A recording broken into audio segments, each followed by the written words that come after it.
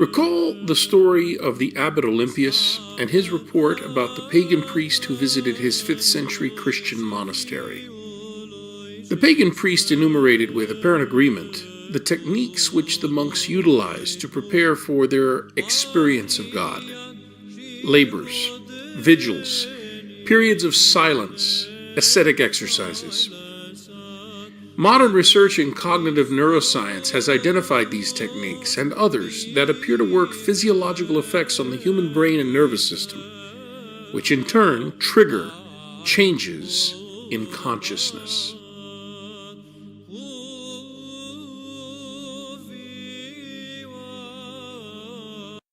One of these is drumming.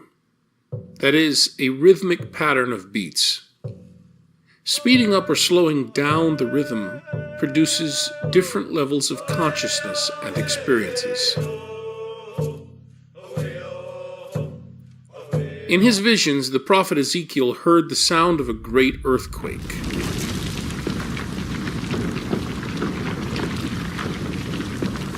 One context group biblical scholar experienced an earthquake in 1969 on the 15th floor of a graduate residence hall in St. Louis, Missouri. It gave him the impression that some youngster was skipping rope in the room above his. He was unfamiliar with earthquakes. He became irritated, but the face of his visitor and friend, who had experienced many earthquakes in Puerto Rico, registered a very different emotional expression: terror. This rhythmic shaking was, for the visitor, all too familiar.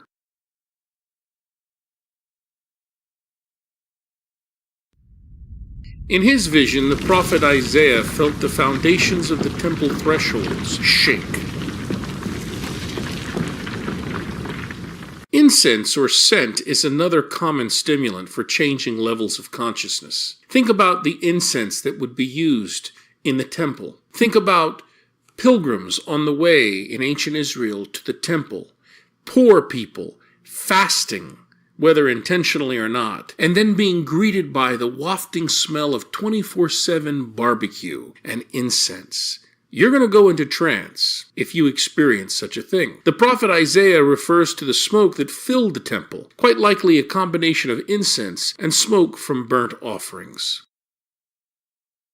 In his temple vision, the prophet Ezekiel sees the 70 elders, each holding a censer emitting smoke of the cloud of incense. The volume and intensity of the smells in the temple would stimulate visions, thus assuring pilgrims and worshippers of an opportunity to see God. The intense concentration that characterizes an altered state of consciousness can be achieved by fasting and similar practices.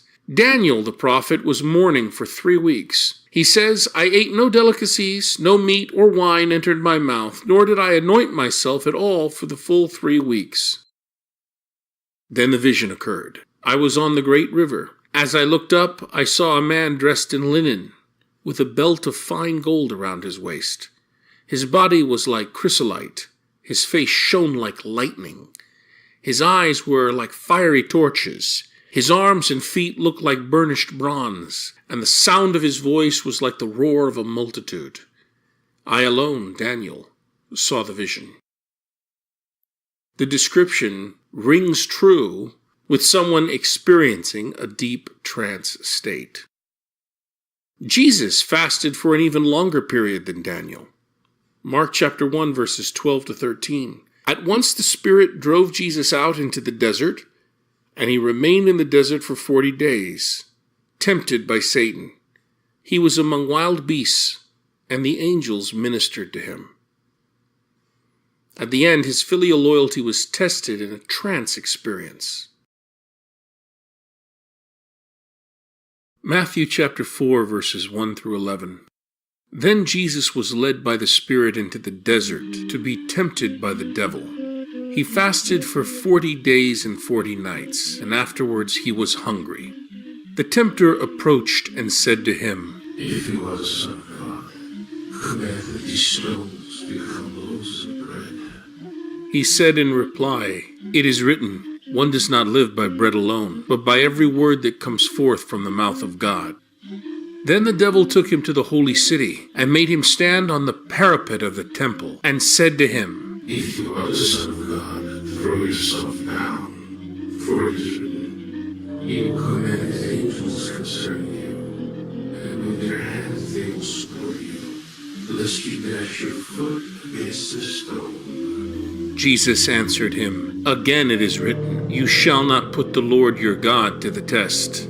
Then the devil took him up to a very high mountain, and showed him all the kingdoms of the world in their magnificence. And he said to him, All these I shall give you, if you will prostrate yourself and worship me. At this Jesus said to him, Get away, Satan! It is written, The Lord your God shall you worship, and him alone shall you serve.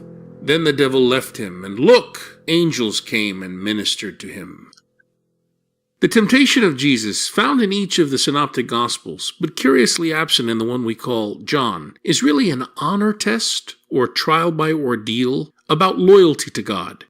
God who proclaimed Jesus as his son, a holy man. Such holy men or women can barter favors with God in alternate reality. The experience and successful passing of this test is one of several steps in the process of becoming an Israelite holy man or shaman. Jesus demonstrates that he has acquired the necessary skills to deal with and control other than human persons, called spirits, something shamans do. His experience in an altered state of consciousness rings true with what we know about the nervous system and brain all human beings share in common. Even if we believe in the incarnation, we have to take the prefix in seriously, into a common humanity.